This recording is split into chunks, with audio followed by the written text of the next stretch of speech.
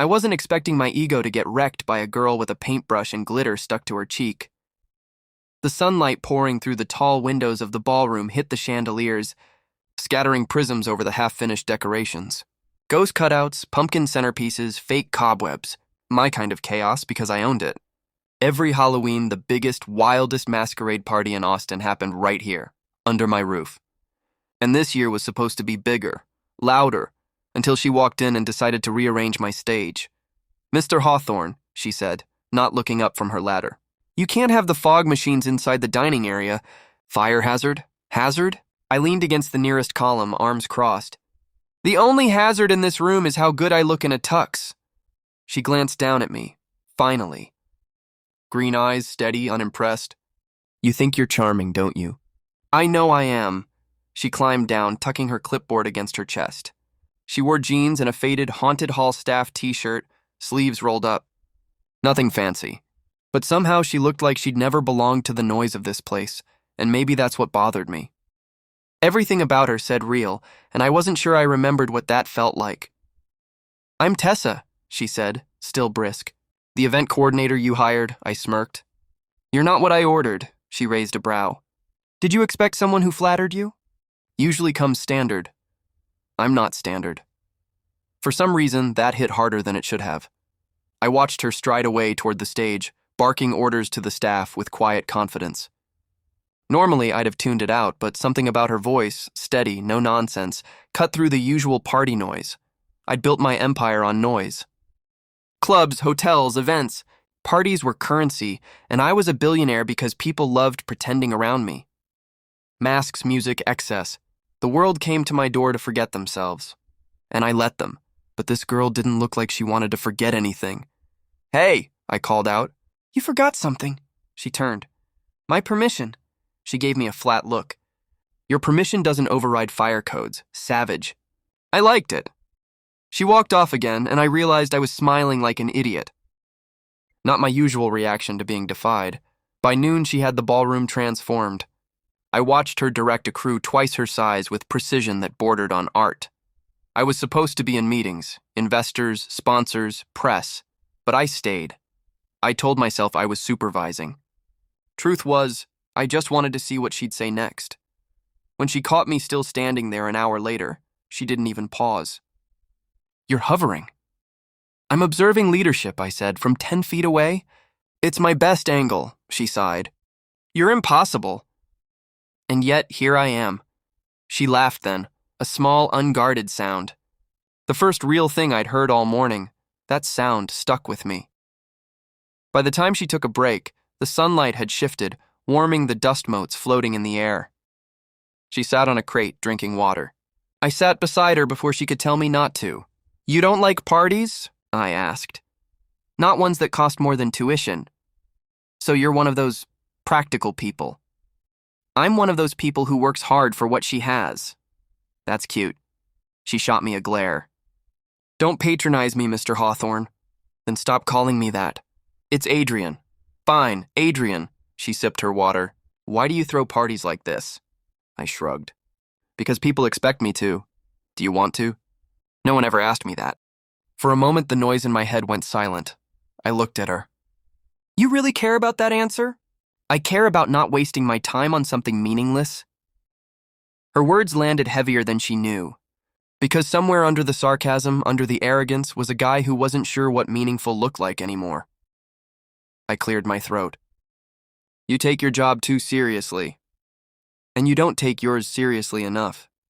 We sat in silence for a bit. The city noise outside, traffic, distant music, slipped in through the tall windows. It was Austin, late October, bright and dry. Halloween banners fluttered on the streets. "Are you always like this?" I asked. "Like what?" "Unimpressed." "Someone has to balance your ego." She stood, brushing glitter from her jeans. "Now, if you'll excuse me, the fake spiderwebs aren't going to hang themselves." I grinned. "Tragic." I was just about to offer my expert opinion. "You don't have any." "You'd be surprised." She rolled her eyes and climbed the ladder again, tying string lights around the chandelier arms. Every few seconds, a strand of her hair would fall loose, catching the light. I told myself I was watching her because I was a perfectionist. But perfection had never looked like that. My phone buzzed, my assistant reminding me of a conference call I should have been on. I ignored it. Later, when Tessa asked if I could approve the placement of the central piece, a giant haunted arch for the entrance, I decided to play boss. "Move it 2 feet left," I said. She squinted. "That doesn't make sense." "It'll block the dance floor view. I have an instinct for these things." "Your instinct is wrong. My instinct built this empire." She stared me down. "And I'm just trying to make your party not look ridiculous." "You're saying my taste is ridiculous?" "Your Halloween taste?" "Definitely," I laughed, louder than I meant to. "You're lucky you're cute," she stiffened. "That's not professional. Neither is insulting your boss." "You're not my boss, Adrian. You're my client. And clients don't scare me." For a moment, no one spoke. The air between us thickened, charged. She turned to go, and before I could stop myself, I said, "You should smile more often." "Why?" "Because it ruins my concentration." Her lips twitched. "You mean your ego?" "Same thing." She shook her head, half smiling now, half not, and left me there surrounded by ghost cutouts and my own confusion. That night, when everyone cleared out, I wandered through the half-decorated hall alone. The lights dimmed to gold, the air smelled of cinnamon candles and new fabric. I tried to imagine the masquerade, hundreds of faces all pretending. It used to thrill me. Now it felt hollow. Maybe it was her fault. The way she made real things sound better than performance. The next morning, I walked in early and caught her already there. Hair tied up, sunlight bouncing off her clipboard. "You don't stop, do you?" I said. "Deadlines don't either. You know, the party isn't until tomorrow. And perfection doesn't happen overnight." "Neither does obsession," I muttered. "What?" "Nothing," she eyed me. "Are you here to help or just hover again?" "Hovering is an art form." "Then consider me unimpressed by your masterpiece." I should have been annoyed. Instead, I found myself enjoying every second. Around noon, one of the decorators tripped over a crate, knocking over a ladder. I lunged, catching it before it hit her. My arm brushed her shoulder. For a heartbeat, she froze. "Careful," I said softly. Her eyes lifted to mine. The sunlight hit them, turning green to gold. She stepped back quickly. "Thanks, no problem. Wouldn't want to lose the only person here who actually knows what she's doing." "Flattery won't get you out of approving the color scheme." "Depends how hard I try." She smirked. "You really think everything's negotiable, don't you?" "It usually is. Not me." That, somehow, felt like a challenge. By the end of the day, I'd canceled 2 meetings, postponed 1 interview, and ignored a dozen texts. My assistant nearly screamed at me over the phone. I didn't care, because watching her transform the hall was better than any deal I'd ever signed. Late afternoon sunlight turned the chandeliers to gold. She was kneeling by the base of the arch, fixing the last strand of lights. I knelt beside her, pretending to help, but really, I just wanted to be close enough to hear her hum. "Why do you care so much about this?" I asked. "Because even temporary things can be beautiful," she said quietly. Something cracked in my chest at that. I wanted to tell her she was wrong, that temporary things hurt too much, but the words stuck. Instead, I said, "You're ruining my reputation." She looked up. "How's that?" "I'm known for not caring. And suddenly I care about light placement. Maybe you're just bored. Maybe you're the reason I'm not." Before she could answer, one of my friends walked in. Ethan, loud, grinning. "Adrian, the press wants confirmation. The masquerade's still on, right?" Yeah, I said automatically, then looked at Tessa. Her expression was unreadable. She stood, dusting her hands. "I should get back to work." As she walked away, I realized something wild. When I pictured the party tomorrow, I didn't care about the masks or the guests or the cameras. I only saw her. And for the first time in my life, the thought of a crowd felt like an interruption. I watched her tie up the last strand of ribbon and thought, maybe this year. I don't need a masquerade, but I wasn't ready to admit that out loud. Not yet. Not until her smile stopped feeling like the most dangerous secret I'd ever kept. And when the lights flickered and the entire sound system blew out, plunging the hall into chaos, she looked at me with a mix of panic and accusation. "What did you do?" she demanded. I grinned, completely unbothered. "Guess we're stuck figuring this out together." Her glare could have melted glass. "Perfect. I just found my favorite kind of trouble." By morning, the hall looked like a battlefield of pumpkins and tangled extension cords. The blown-out sound system had fried half the lighting grid, and my tech crew was threatening mutiny. Tessa stood in the middle of it, clipboard in hand, hair tied in a messy bun that somehow made her look more determined. "We can't rewire the system by tonight," she said, calm but sharp. "We'll need to rent replacements." "Done," I said, pulling out my phone. "From where?" "I know people." She gave me that look again, the one that could make a man second-guess his entire personality. "Your people can't bend physics. Delivery trucks don't teleport." "I have money," I countered. "That's the next best thing." "Money can't fix everything. It fixes most things." She sighed, scribbling notes. "You really don't listen, do you? Only when you're talking. That's the problem." I grinned, but she didn't. The girl was made of composure. I'd seen billion-dollar investors sweat under less pressure than she carried without blinking. By noon, I'd brought in 2 electricians, 3 event techs, and a guy named Luis who claimed he could fix anything with a wire and good coffee. He couldn't, but watching Tessa boss him around was the best part of my morning. "You're impossible," she muttered as I leaned on a crate. Watching her recheck diagrams, "I'm helpful. You're distracting. That's my brand." She rolled her eyes and turned back to her work. Somewhere between her, snapping at the crew and laughing, actually laughing when Luis accidentally turned on the fog machine, something inside me shifted. I'd always loved chaos. It kept people from seeing through me, but watching her manage it made me want to bring order instead. For her. Not that I'd ever admit that. When the power flickered back to life, she clapped her hands together. "All right. Let's test the main sequence." The chandeliers glowed. The orange lights along the walls shimmered. And then nothing exploded. She exhaled, relief flickering across her face. "See?" I said. "Told you money fixes things." "Admit it," she said, smiling faintly. "My plan worked. Your plan?" "Yes, my plan. You just paid for it," I laughed. "I can live with that." Her smile lingered, and for a second the air between us quieted. Then my assistant stormed in. "Adrian, you're supposed to be at the investor brunch!" I didn't even look away from Tessa. "Cancel it." "Cancel?" "Yeah, tell them something came up." "Something like what?" I looked at Tessa. "Decorations." Her cheeks flushed, and she turned back to her clipboard. The assistant left, muttering. She tried to ignore me, but the corner of her mouth betrayed her. "You shouldn't do that. Cancel meetings?" "Flirt at work." Who said I'm flirting? "You have that tone. I have many tones. You'll have to be more specific." She gave a small laugh and walked away before I could see if it was real.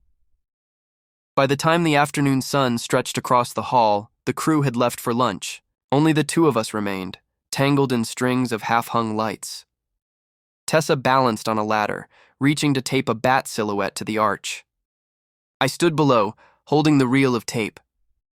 "Higher," she said. I pulled the ladder an inch closer to the wall. "Like this?" "Perfect. Don't move." Her ponytail swung, brushing my shoulder when she leaned down to grab the tape. She froze, and so did I. The moment lasted too long. Then she pulled back, eyes guarded again. "Thanks." "Anytime," I said quietly. She climbed down, her sneakers squeaking on the floor. "Why do you do it?" she asked suddenly. "What?" "All this. The parties, the press. It can't just be for fun," I hesitated. "You ever build something so you don't have to feel empty?" She blinked. "That's honest. Don't tell anyone. It ruins my brand," she smiled softly. "Too late." Her phone buzzed and the moment cracked. She answered, her expression shifting. "Yeah, Mom, I'm fine. No, I'm still at work." "Yes, I'll send the money tomorrow." She hung up fast, but not fast enough. I caught the flicker of worry in her eyes. "You support your family," I said quietly. "Don't psychoanalyze me." I wasn't, just noticing. She crossed her arms. "Yeah, well, some of us have responsibilities. I wanted to say so do I, but that sounded pathetic when mine involved stock prices instead of rent." She turned back to the decorations. "You really should get ready for your big event." "I'd rather be here." "Why?" "Because when I'm here, I actually feel like I'm part of something real." She looked at me then, really looked, and something softened in her eyes. "You're not as arrogant as you pretend to be. Don't ruin my reputation." "Tessa." "Too late," she said again, smiling. We worked side by side until the hall looked perfect. Streamers, cobwebs, carved pumpkins glowing in the sunset. It wasn't the usual kind of perfect I paid for. It was human, warm, imperfectly alive, and I was ruined. The next day was Halloween. By early afternoon, the hotel buzzed with deliveries, costumes, champagne, press crews. My phone was a graveyard of reminders and messages. I ignored them all. When I found Tessa in the hall, she was bent over a table of name cards. "You should be in wardrobe." "Mr. Hawthorne," she said without looking up. "Adrian," I corrected automatically. "You're hosting the party of the year." "I'm thinking of canceling it." Her head snapped up. "What? The masquerade?" "Too much noise. You can't just—" "Adrian, this event is the centerpiece of your brand. You've got media coming, sponsors, the mayor—" "I don't care!" Her eyes searched mine, trying to find the joke. "You're serious?" "Dead serious," she exhaled, shaking her head. "Why?" I hesitated. "Because I don't want to hide behind masks tonight." She stared at me like I'd just spoken a foreign language. "You think canceling one party will make you less— whatever this is? Maybe. Or maybe I just want to know what it's like to talk to you without 100 cameras watching." Her cheeks flushed, but her voice stayed firm. "You don't even know me." "Then tell me something." She hesitated, then said softly, "My dad left when I was 10. My mom works nights. I paid my way through school decorating rooms like this." "There, now you know something," I nodded slowly. "Thank you," she frowned. "You don't get to make this about you, Adrian." "I'm not. I'm saying you're the first person I've met who doesn't need anything from me." "That's not true," she said. "I need this job." "Not the same thing." Silence. Then before she could respond, my PR manager burst in. "Adrian, we've got an hour before guests arrive. You can't cancel now." Tessa stepped aside. "He won't," she said quickly, eyes flicking to me. "He's just being dramatic." I arched a brow. "You sure about that?" "Yes," she said firmly. "You'll throw the party, everyone will be happy, and tomorrow you'll move on to your next empire. And you'll disappear? That's how contracts work." The thought hit harder than expected. When she left the room, my PR manager started listing logistics, but I wasn't listening. I stared after her, realizing that somewhere between sarcasm and banter, I'd started caring about how she looked when she walked away. An hour later, the masquerade began. Masks, music, laughter echoing under the chandeliers. My kingdom of distraction.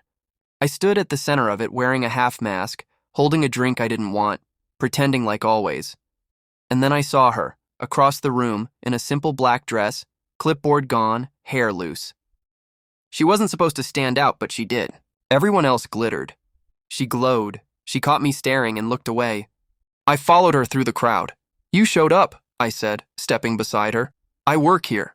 Still. You should be hosting." "I am. Host privilege, talking to whoever I want." She shook her head, trying not to smile. "You're impossible." "Consistent, at least." We stood there in the middle of a sea of masks, the music swelling around us. "Why are you really here, Adrian?" She asked. "Because I couldn't stand the thought of not seeing you one more time before this ended." Her eyes softened, but she said nothing. "I meant it," I said. "I'm canceling the masquerade after tonight." Her voice was barely a whisper. "You'd give all this up?" "I'd give it up for something real." Before she could answer, a camera flash went off. Then another. Reporters. She froze. "Adrian, stop. They'll twist this. You'll regret it." "I regret everything but this." She took a step back. "Don't make promises you can't keep." "I'm not promising. I'm confessing." The lights flickered again, ironically perfectly, and just as I reached for her hand, someone announced from the stage, "Ladies and gentlemen, your host, Adrian Hawthorne." The crowd roared. Tessa slipped away into the noise before I could stop her, and standing there, under the chandeliers and the hollow applause, I realized what it felt like to lose something I hadn't even earned yet. For the first time in my life, I didn't want the lights. I wanted her smile back, and I'd have to find a way to earn it. The morning after the masquerade, the sunlight hit too bright, too clean, like the world was mocking me for pretending it didn't exist. The party had been a success, if you asked anyone but me. The headlines loved it. Playboy Billionaire hosts the Masquerade of the Year in Austin. Photos of masks, champagne, and me fake laughing at people I didn't care about. Tessa wasn't in a single one. Of course she wasn't. She'd vanished before the music even ended. My assistant handed me coffee I didn't drink. You're on every site, Adrian. Trending again? Fantastic. I stared out at the city from the penthouse balcony. The skyline shimmered under the October sun, but everything felt stale. The party that once defined me now felt like a caricature. I'd told her I'd cancel it. I'd meant it, but I hadn't done it, and that failure sat heavier than any hangover. By noon, I'd replayed our last conversation enough times to memorize every syllable of her voice. You'll throw the party. Tomorrow you'll move on to your next empire. That was the problem. I didn't want to move on. For once, I wanted to stay still, so I did something I never did. I went back to the ballroom. The aftermath was quiet chaos. Streamers, deflated balloons, the faint scent of wax and flowers. The sunlight through the tall windows made it feel like a completely different place, less haunted, more human. She was there, on her knees by the stage, gathering decorations into a box. No clipboard this time. Just quiet determination. You came back, I said. She didn't look up. Someone has to clean up the mess. I thought you'd quit. I finish what I start. That's admirable. That's responsibility. I walked closer. Do you hate me? I don't hate anyone. That's not a no. She exhaled, standing. You don't get to ask for sympathy, Adrian. You're fine. Your party was perfect. It didn't feel perfect. Then maybe you finally felt something real. Her words landed like a clean hit. I wanted to argue, but I couldn't. Tessa, I said quietly, I tried to cancel it. I know. You do? She nodded. The crew told me you sent a message to PR. They overruled you. I blinked. So you knew I meant it? I knew you wanted to mean it. There's a difference. She turned back to the boxes, and something inside me cracked open wider. You think I'm fake. I think you're afraid, she said simply. Of what? Of being known. The silence stretched long between us. Finally, I said, when I was 22, I fell in love with a woman who loved my money more than me. She left when the market dipped. I told myself I didn't need anyone after that. Tessa paused mid-step, watching me. And now? Now I think I was wrong, she swallowed. You can't just decide that overnight. I didn't. You just made me remember what it feels like to care. Her voice softened. That's not my job, Adrian, I know. But it happened anyway. For a long moment, she just stared at me. Then she said quietly, What do you want from me? Lunch, her eyes widened. Lunch? In daylight. No masks, no cameras. Just lunch, she almost smiled. That's your grand gesture? Hey, I canceled an empire for less impressive reasons. She shook her head, laughing despite herself. You're unbelievable. Then believe me now. Her expression shifted, half hope, half doubt. You don't know how to slow down, do you? I could learn, she hesitated, then sighed. There's a cafe down the street. If you can show up without an entourage, maybe I'll listen. Deal. I meant it. When she left, I stood in the empty hall, sunlight flickering across the floor. The haunted decorations looked oddly poetic now, like ghosts of the man I used to be. The cafe was small, warm, the opposite of everything I owned. The smell of coffee and sugar hit me before I even sat down. She was already there, hair pulled back, no makeup, no clipboard. Just Tessa. You came, she said, surprised. I said I would. I half expected you to send a driver. I'm trying to stop outsourcing my life. That earned me a smile. We talked about her mom's night shifts, about how she'd grown up decorating community halls with recycled streamers, about how she thought people hid behind luxury because they were scared of being ordinary. Ordinary's not a bad thing, she said. It's where honesty lives. I stirred my coffee. I wouldn't even know how to start being ordinary. You start by being honest. So I was. You make me nervous, she blinked. What? I can handle boardrooms, cameras, deals, but one smile from you and I forget every script I've ever used. She looked down, smiling slightly. You don't need a script. That's new territory for me. Good. The sun spilled through the window, catching in her hair. Outside, the city hummed, normal life happening all around, and for the first time, I didn't feel separate from it. You ever think about leaving this world? She asked. All the time. Then why don't you? Because I thought no one would follow me out of it. She met my eyes. Maybe you just never asked. I leaned back, exhaling. So this is what real feels like, she smiled softly. A little terrifying? Completely. We sat in silence for a while. Comfortable silence. Something I didn't know I missed until I had it again. Then my phone buzzed. Messages from the PR team, the press, the same cycle starting again. I turned it off. Wow, she said. Did you just ignore your empire? Yeah, she grinned. You might survive being ordinary after all. I reached for her hand, and this time she didn't pull away. Over the next week, she stayed at the hotel to finish post-event reports. Every day we'd find each other between tasks, her checking inventory, me pretending to review budgets just to be near her. She'd tease me. You really don't have hobbies, do you? I'm developing one, I'd say. It involves annoying you. Then you're excelling. The banter stayed sharp, but the edges softened. The arrogance faded into something quieter, curiosity, maybe even awe. Then came the crisis I didn't expect. My PR team called a press conference without telling me, announcing a nationwide Halloween brand expansion, complete with next year's Masquerade tour. My name plastered everywhere. When Tessa saw the news pop up on her phone, her expression went cold. You said you were done with this, she said. I didn't approve that. Of course you didn't. Her voice was flat. Because everything happens around you, not because of you. Tessa, I believed you, she said quietly. That was my mistake.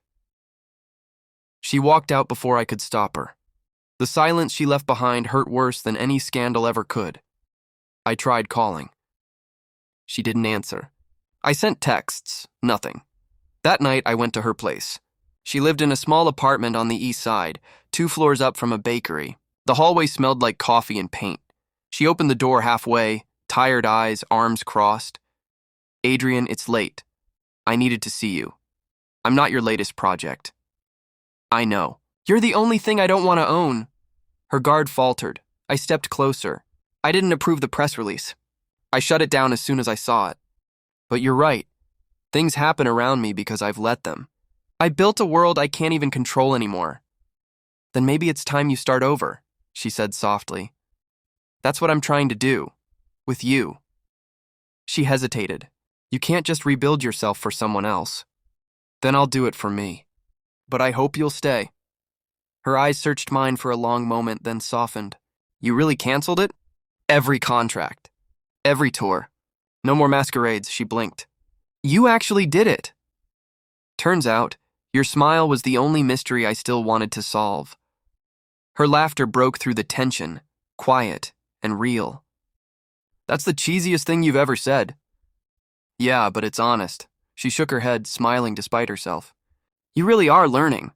I exhaled, the first real breath I'd taken in days. Can I come in? She stepped aside. Only if you promise not to redecorate.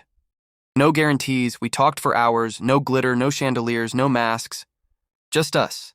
2 people learning what honesty sounded like. When I finally left her apartment the next morning, the city was bright and alive. I stopped by the haunted hall one last time. Sunlight poured through the windows, hitting the decorations she'd made, still half standing, half faded. It looked perfect. I picked up one of the masks left behind and smiled. Then I set it on the table and walked away. Because for the first time, I didn't need to hide behind it, and as I stepped into the daylight, her words echoed in my mind. Ordinary isn't bad. It's where honesty lives. She'd been right. Somewhere between arrogance and redemption, I'd finally found what real looked like, and it looked a lot like her smile. If you enjoyed Adrian and Tessa's story, the Playboy billionaire who finally took off his mask for love, make sure to like, comment, and subscribe for more passionate billionaire romances. Tell us in the comments, would you fall for a man who canceled his empire just to win your heart? More Playboy love stories are coming soon. Turn on the notification bell so you never miss the next one.